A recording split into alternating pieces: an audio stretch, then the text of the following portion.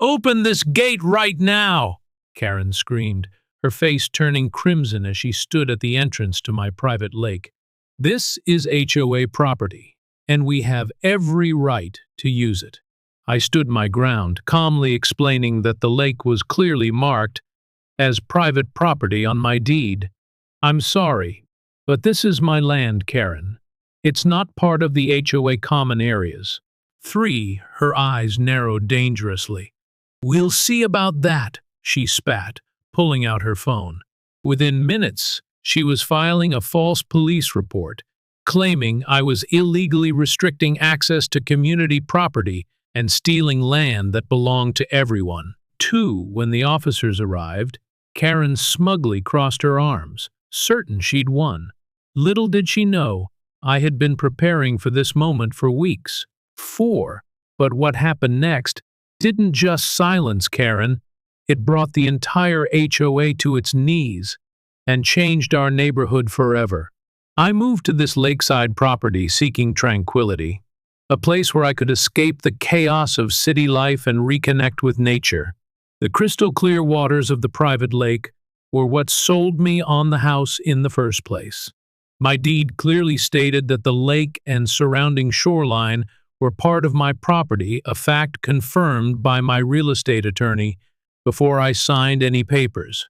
Within weeks of settling in, I had invested considerable time and money into restoring the lakefront. I built a modest dock, cleared invasive plants, and installed an elegant wrought iron gate at the property line, not to be ostentatious, but to prevent liability issues. The last thing I needed was neighborhood children wandering onto my property and getting injured in the water. 3. Then I met Karen Peterson, HOA president and self-proclaimed guardian of community standards. Our first interaction occurred when she left a notice on my door about my mailbox being 2 inches taller than regulation height. I complied, assuming it was easier to adjust than fight. Little did I know this was just the beginning. 4. The HOA in our community was notorious for its draconian enforcement. Residents whispered about $500 fines for leaving garbage bins out past 6 p.m., mandatory garden inspections, and a color palette for homes so restrictive that the neighborhood resembled a beige army barracks. One neighbor had been threatened with legal action for planting unauthorized rose bushes, apparently. They weren't on the approved flora list. 2. Your lake is a community asset, Karen declared during our first confrontation, her voice dripping with entitlement. All residents should have access to it. I'm sorry, but that's not accurate, I replied, showing her my property documents. The lake is privately owned. It's not a common area. Karen's face contorted with anger. That's impossible. All natural features within the HOA boundaries fall under our jurisdiction. It's in the bylaws. I had studied those bylaws thoroughly before purchasing. Actually, the bylaws specifically exclude pre-existing water features on private lots. My lake was here long before the HOA was established. 2 days later, I received my first official letter, printed on HOA letterhead with Karen's signature prominently displayed at the bottom. It demanded that I cease obstruction of community access to the neighborhood lake and remove my gate within 48 hours, or face daily fines of $200.4. When I didn't comply, the letters escalated. The second threatened legal action. The third informed me that the HOA board had voted unanimously to reclaim the lake for community use. They even scheduled a community lake day without my permission, distributing flyers throughout the neighborhood inviting everyone to bring boats and fishing gear to my property. 2. I felt increasingly isolated. Some neighbors avoided eye contact when passing my house, while others gave me disapproving glances. Clearly, Karen had been spreading her version of events. One evening, I found my gate vandalized, the lock broken, The next morning, I discovered beer cans floating in my previously pristine water. 3. The final straw came when I returned home from work to find Karen leading a group of board members around my property, measuring and taking photographs. When confronted, she smugly informed me they were documenting violations and planning the community dock location. "You're trespassing," I said firmly. "Please leave immediately." "We're conducting official HOA business," she replied, waving a clipboard. "Section 12.4 of the bylaws gives us right of access for inspections." "Not to private property that isn't subject to those provisions," I countered, my patience wearing thin. Karen's eyes narrowed. "Listen carefully. This can go one of two ways. You can cooperate and be a team player, or we can make your life very difficult. HOA fines can add up quickly, and we have excellent attorneys." As she spoke, I noticed something that made my blood run cold: preliminary markings for what appeared to be a planned pathway cutting directly through my garden to the lakefront. They weren't just planning to use my lake, they were going to alter my property without permission. That night, I sat at my kitchen table, surrounded by property documents, HOA bylaws, and county regulations, feeling the weight of injustice pressing down on me. I had sunk my life savings into this place, seeking peace, only to find myself in the middle of a territorial war. But as I reviewed the documents for the 100th time, something caught my eye, a detail I had previously overlooked that would change everything. I reached for my phone and made a call that would set in motion events Karen and her HOA cronies never saw coming. The morning after my discovery, I awoke to the sound of hammering.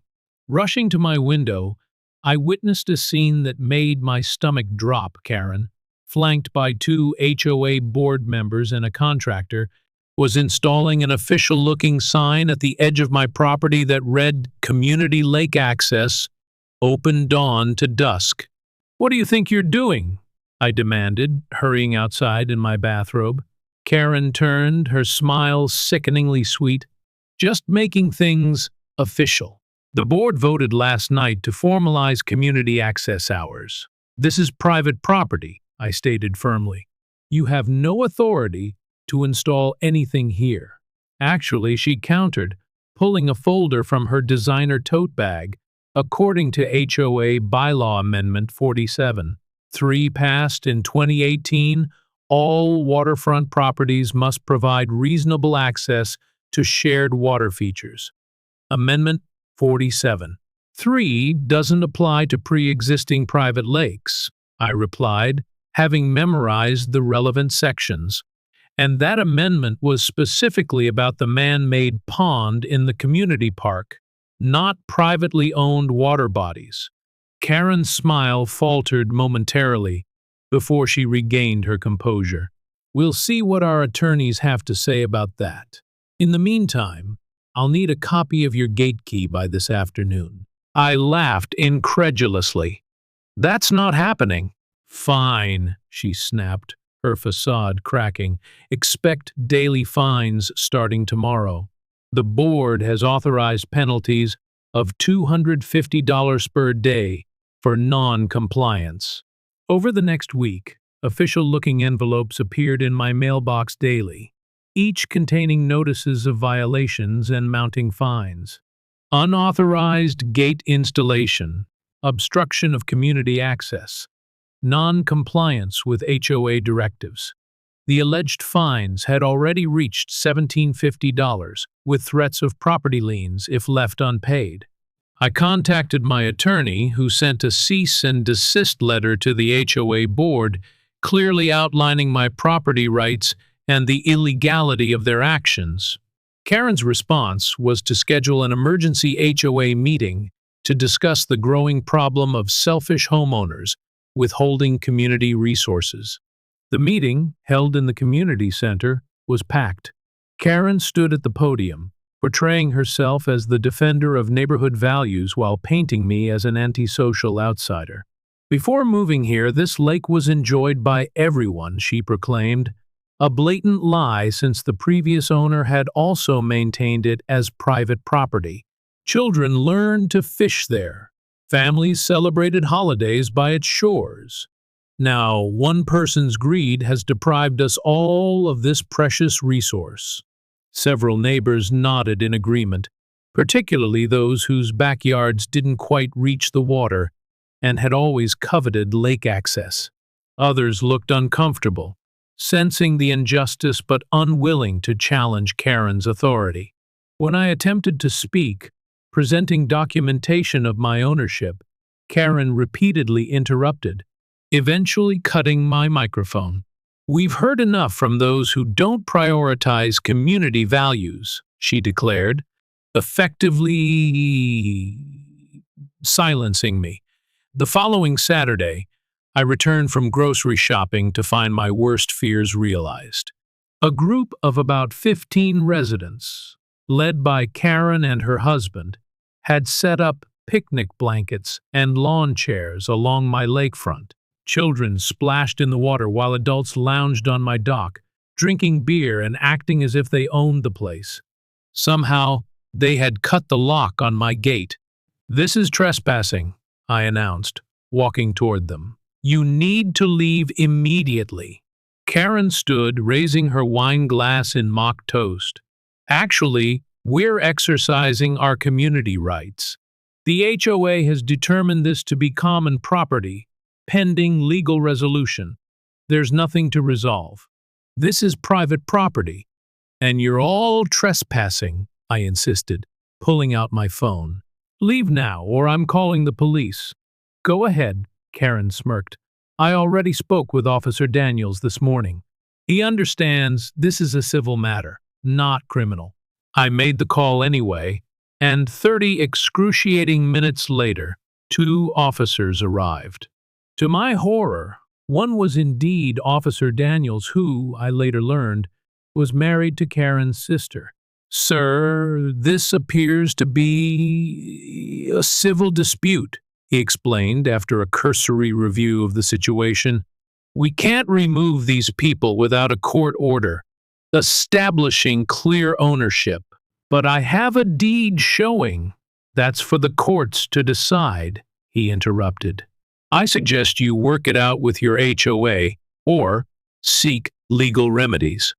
As the officers left, Karen's triumphant smile told me everything. She had connections throughout the community and wasn't afraid to use them. That night, long after the unwelcome guests had departed, leaving behind trash and damaged landscaping, I received an email from the HOA with the subject line, "Proposed Resolution, Lake Access Agreement." The attached document outlined a compromise whereby I would voluntarily grant the HOA an easement to establish a public access point to the community lake, allow designated swimming hours, and contribute to a maintenance fund for upkeep. In exchange, they would graciously waive the accumulated fines and permit me to continue living in my own home without further harassment.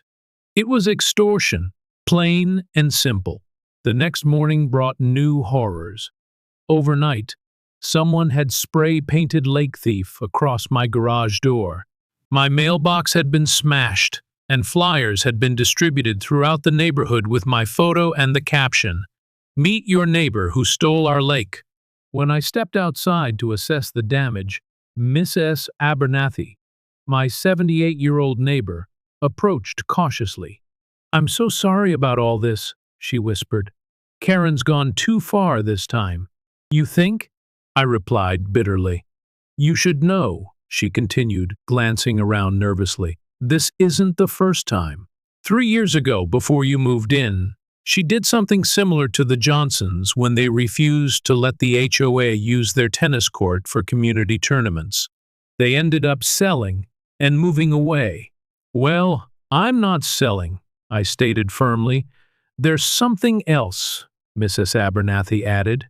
"Karen's husband's construction company just submitted a proposal to build luxury docks and a boathouse on community lake property. The contract would be worth over $200,000, paid from HOA funds. Suddenly, Karen's aggressive campaign made perfect sense. This wasn't about community access, it was about profit. That afternoon, I received a text from an unknown number. Board meeting tonight. Secret vote on lake development project. Karen doesn't know I'm warning you. I sat at my kitchen table, surrounded by harassment notices, property documents, and now this revelation about Karen's hidden agenda. The situation had escalated beyond a simple boundary dispute into something that threatened my home, my peace of mind, and my financial security. But as I reviewed the county property records one more time, I noticed something I had previously overlooked, something that would change everything. The lake wasn't just on my property. It was connected to a protected watershed with specific environmental regulations. And Karen's husband's construction plans would violate at least 6 different environmental protection statutes. With trembling hands, I reached for my phone and dialed a number I had saved but hoped never to use. The direct line to the County Environmental Protection Office and the State Water Resources Board. It was time to fight fire with fire. The morning after my call to the Environmental Protection Office, I awoke with a renewed sense of purpose. For weeks, I had been playing defense, reacting to Karen's increasingly aggressive tactics. Now it was time to take control of the narrative. My first step was to contact Marilyn Chen, a highly regarded property rights attorney who specialized in HOA disputes. Her reputation for dismantling overreaching homeowners associations had earned her the nickname the HOA Slayer in legal circles. When I explained my situation, she didn't hesitate. "This is textbook HOA overreach," she said, reviewing my documents during our initial consultation. But more importantly, it appears they violated Section 47(2) of the State Property Code, which explicitly prohibits HOAs from claiming jurisdiction over privately owned water features without express written consent from the property owner. She pointed to a clause I had overlooked. No homeowners association shall exercise authority over natural water features contained wholly within the boundaries of privately owned lots unless such authority is explicitly granted by the property owner through notarized documentation. "Karen never mentioned this," I said, feeling a surge of hope. "Of course she didn't," Marilyn replied with a knowing smile. "HOA boards count on homeowners not understanding their rights. But there's something else that concerns me here." She pulled out the HOA bylaw amendment that Karen had cited as giving them authority over my lake. "Look at the filing date and the notary stamp," she instructed. I examined the document carefully. The notary's commission expired 3 months before this was supposedly notarized. "Exactly," Marilyn nodded. "This amendment appears to have been improperly filed, possibly even fraudulently created after the fact. We need to request the original documentation from the county recorder's office." While Marilyn began the legal process, I implemented Phase 2 of my plan. That afternoon, a security company installed high-definition cameras strategically around my property, particularly focusing on the lakefront and gate. The system would send alerts directly to my phone whenever motion was detected, and all footage would be automatically backed up to secure cloud storage. "Make sure you post proper notification signs," the technician advised. "In this state, you're required to inform people they're being recorded on private property." I did one better, placing large, professionally printed signs at every potential entry point. "Private property, 24/7 video surveillance, trespassers will be prosecuted." That evening, my phone buzzed with multiple alerts. The cameras had captured Karen, her husband Robert, and 3 other HOA board members examining my gate, clearly discussing how to bypass it. Robert even tested the lock, attempting to force it open with what appeared to be a screwdriver. Their voices were perfectly captured by the audio system. "We need access before the weekend," Karen was saying. "The contractor needs to take measurements for the dock proposal." "What about his cameras?" asked one of the board members, pointing directly at one of my newly installed devices. "Those?" Karen scoffed. "Probably fake. Besides, this is HOA business. We have authority to access all common areas." But his lawyer sent that letter saying, the concerned board member began. "I'm not afraid of some strongly worded letter," Karen interrupted. "The lake has always been community property. He just doesn't understand how things work here." I forwarded the footage to Marilyn immediately. Her response was swift. "This is excellent evidence of intent to trespass. Keep recording." I didn't have to wait long for their next move. At 6:30 a.m. the following day, my security system alerted me to activity at the lakefront gate. Karen, Robert, and a man carrying surveying equipment were cutting through my lock with bolt cutters. I called the police immediately, then grabbed my phone to record additional footage as I confronted them. "This is private property," I stated firmly, holding up my phone to show I was recording. "You're currently committing criminal trespass and destruction of property." Karen turned, momentarily startled, but quickly regained her composure. "We're conducting official HOA business. This lake is under HOA jurisdiction." "No, it isn't," I replied calmly, "and I've already called the police. They're on their way." "Go ahead," Karen sneered. "Officer Daniels understands our position." "Officer Daniels won't be responding today," I informed her. "I specifically requested that officers with no personal connection to HOA board members be dispatched. I also mentioned the potential conflict of interest in my previous interaction with him." The color drained from Karen's face as two patrol cars pulled up to my driveway. This time, the responding officers were Sergeant Rivera and Officer Washington, neither of whom appeared to know Karen personally. "These individuals have destroyed my property and are trespassing," I explained, showing them my deed and property boundaries, along with the security footage from both that morning and the previous evening. "Ma'am," Sergeant Rivera addressed Karen, "do you have documentation proving your right to access this property?" Karen fumbled through her folder, producing the HOA bylaw amendment. This clearly states that all water features within the community fall under HOA management. "That may be," the sergeant replied, examining the document, "but it doesn't override private property rights without an easement or court order. Do you have either of those?" When Karen couldn't produce such documentation, the officers asked them to leave immediately. Robert and the surveyor complied, but Karen refused. "This is ridiculous. We've always had access to this lake. Ask anyone who's lived here more than 5 years," she shouted, becoming increasingly agitated. "Ma'am, I need you to step off the property now," Officer Washington stated firmly. When Karen continued to argue, they gave her a final warning. Her response, attempting to push past them toward the lake, resulted in her being escorted off the property and issued citations for criminal trespass and destruction of property. The following day, Marilyn called with news that exceeded my wildest expectations. "The county recorder's office confirmed our suspicions," she reported triumphantly. "The amendment Karen has been citing was never properly filed. The notary, whose stamp appears on the document, has signed an affidavit stating she never notarized this amendment and that her stamp was used without her knowledge or consent." "What does this mean?" I asked. "It means Karen likely committed notary fraud, which is a felony in this state.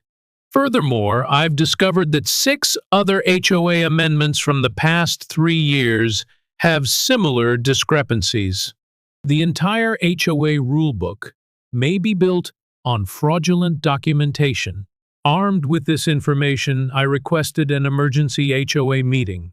This time, I came prepared with Marilyn, copies of all relevant documentation, and a court reporter to transcribe the proceedings. The community center was packed as I presented the evidence. My clear property rights, Karen's fraudulent amendments, the video footage of trespassing attempts, and finally, the bombshell documentation showing that Robert's construction company had already received a $50 consultation fee from HOA funds for the proposed lake development, despite no formal approval from the board. This isn't about community access, I concluded. This is about personal profit at the expense of homeowners. The room erupted in chaos. Board members who had blindly supported Karen now distanced themselves, claiming ignorance of her actions. Homeowners who had paid increasing HOA fees demanded financial audits. Karen, cornered and desperate, made her final mistake. Everyone needs to calm down. Sometimes rules need to be adjusted for the greater good of the community. Her inadvertent confession was captured by both the court reporter and multiple recording devices. Within a week, Karen and Robert had resigned from the HOA board. A forensic audit revealed years of financial improprieties, with HOA funds frequently directed to companies connected to board members. The county prosecutor's office opened an investigation into potential fraud charges, and several homeowners joined me in filing a civil lawsuit against the former board members. As for my lake, it remained private, protected, and peaceful. The new HOA board, led by Miss S. Abernathy and other reform-minded neighbors, adopted a transparent governance approach and formally acknowledged in writing that my lake was indeed private property, not subject to HOA jurisdiction. Sometimes standing your ground isn't just about protecting what's yours, it's about exposing the truth and restoring justice for an entire community. 6 months after my confrontation with Karen and the HOA board, the neighborhood had transformed into a place I could finally call home. The legal proceedings had concluded with a series of satisfying outcomes that brought closure to our community's ordeal. The county prosecutor's investigation into Karen's activities revealed a pattern of abuse far more extensive than anyone had imagined. Not only had she forged HOA documents, but financial audits uncovered that she had embezzled nearly $175.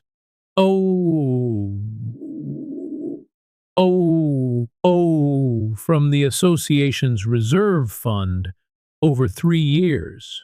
The money had been funneled through her husband's various shell companies, disguised as maintenance contracts and consulting fees. On a crisp autumn morning, I joined dozens of neighbors at the county courthouse to witness Karen's sentencing. She entered wearing a designer outfit that seemed painfully out of place given the circumstances, her once imperious demeanor now replaced with a desperate attempt at contrition. "Your Honor," she pleaded, her voice trembling, "I only wanted what was best for our community. Perhaps my methods were misguided, but my intentions—" The judge cut her off with a sharp rap of his gavel. "Miss S. Winters, the court is not interested in your revisionist history. The evidence clearly demonstrates that your actions were calculated, deliberate, and motivated by personal gain. You abused your position of trust to harass homeowners, fabricate regulations, and misappropriate funds. The sentence came down like thunder: 2 years in state prison suspended, 5 years of probation, full financial restitution to the HOA, and a permanent injunction barring her from serving on any homeowners association board in the future. Additionally, she was ordered to perform 500 hours of community service at the county's Environmental Conservation Center, a particularly fitting punishment given her attempted exploitation of my lake. As Karen was led away, her husband Robert, who had accepted a plea deal in exchange for testimony, couldn't meet her eyes. Their marriage, like their schemes, had collapsed under scrutiny. The following weekend, the community gathered for a lakeside picnic, one that I had personally organized and invited everyone to attend. Tables lined the shore, children played on the new swing set I'd installed, and neighbors who had once been divided by Karen's manipulations now chatted amicably over shared dishes. Mrs. Abernathy, who had been elected as the interim community representative, raised her glass in a toast to new beginnings and to the man who reminded us what it means to stand up for what's right. Applause rippled through the crowd, causing me to blush with unexpected emotion. I didn't do it to be a hero, I responded honestly. I just wanted to protect what was mine. But in the process, I discovered that what makes a house a home isn't just the property, it's being part of a community where people respect each other's boundaries and support one another. The former HOA had been legally dissolved, replaced by a voluntary neighborhood association with no enforcement powers, just a framework for neighbors to coordinate events, share resources, and communicate effectively. Quarterly dues were minimal and completely optional, used primarily for maintaining common areas and organizing social gatherings. As twilight descended over the lake, casting golden reflections across the water, I found myself sitting on my dock beside Emily Chen, a pediatrician who had recently moved in across the street. We had been spending increasingly more time together since the community's transformation. So, she asked, smiling as she watched the sunset paint the sky in brilliant hues, was it worth it? All the stress and confrontation? I considered her question carefully, watching a blue heron glide silently across the water's surface. Absolutely, I finally replied, not just because I protected my property, but because sometimes standing up to a bully doesn't just free you, it frees everyone they've been intimidating. The last I heard, Karen and Robert had moved to a condominium in another state, one without an HOA. Meanwhile, my little lake continued to be a private sanctuary that I occasionally shared with neighbors by choice rather than coercion. Children fished from my dock on Saturday mornings when invited. The annual community picnic became a tradition everyone looked forward to, and my property values increased substantially, not that I had any intention of selling. Some battles are worth fighting, not just for the victory, but for the peace that follows. As I looked around at my neighbors, now friends, enjoying the simple pleasure of community without tyranny, I knew I had found exactly what I had been searching for when I first discovered this house, a place to belong. 5 years have passed since the Karen saga transformed our neighborhood. As I sit on my dock, watching the sunset paint golden ripples across the lake, I often reflect on how quickly power can corrupt and how essential it is to stand firm against injustice. What began as a simple desire to enjoy my property became an unexpected journey through the darker side of suburban politics. Karen's story isn't unique across America. Countless homeowners face similar battles with overreaching HOAs and neighborhood tyrants who weaponize rules for personal gain. I've received hundreds of messages from people sharing their own Karen encounters, each story more outrageous than the last. Some found inspiration in my resistance, others sought advice for their ongoing struggles. The community we've built extends far beyond my lakefront property. What about you? Have you ever faced someone who abused their authority in your neighborhood? Did you stand your ground or find another way to resolve the conflict? Perhaps you've served on an HOA board and have insights from the other perspective. Your experiences matter, and sharing them helps others recognize they're not alone in these battles. Drop your story in the comments below. I respond personally to as many as I can. If you found value in this journey, Consider subscribing for more real-life dramas and practical advice on protecting your rights as a homeowner. Next week, I'll be interviewing a property rights attorney about the 5 most common HOA abuses and how to combat them legally. Until then, remember, your home is your sanctuary, and no one has the right to take that peace away from you.